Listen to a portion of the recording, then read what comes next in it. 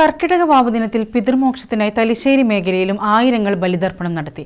തലശ്ശേരി ജഗന്നാഥ ക്ഷേത്രത്തിലും തലായ് കടപ്പുറത്തും വലിയ തിരക്കാണ് അനുഭവപ്പെട്ടത്.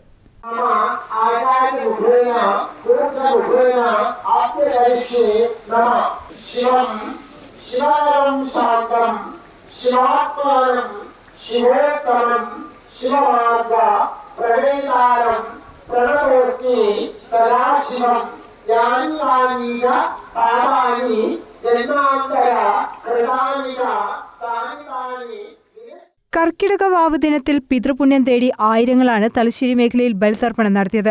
തലശ്ശേരി ജഗന്നാഥ ക്ഷേത്രവും തലായ് കടപ്പുറവുമാണ് പ്രധാന ബലിതർപ്പണ കേന്ദ്രങ്ങൾ.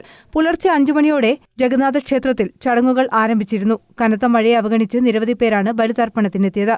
ബലിതർപ്പണത്തിനു പുറമെ തിലഹവനം, പ്രതിമ സങ്കല്പം, ക്ഷേത്രപിണ്ഡം എന്നിവയ്ക്കുള്ള സൗകര്യവും ഒരുക്കിയിരുന്നു.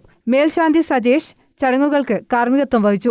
തലായ് ബാലഗോപാല ക്ഷേത്രത്തിന്റെ നേതൃത്വത്തിൽ തലായ് കടപ്പുറത്തും ബലിതർപ്പണ ചടങ്ങുകൾ നടന്നു. ആയിരങ്ങൾ പങ്കെടുത്തു. ധർമ്മടം കടൽത്തീരത്തും വാവ് ബലിതർപ്പണം നടന്നു.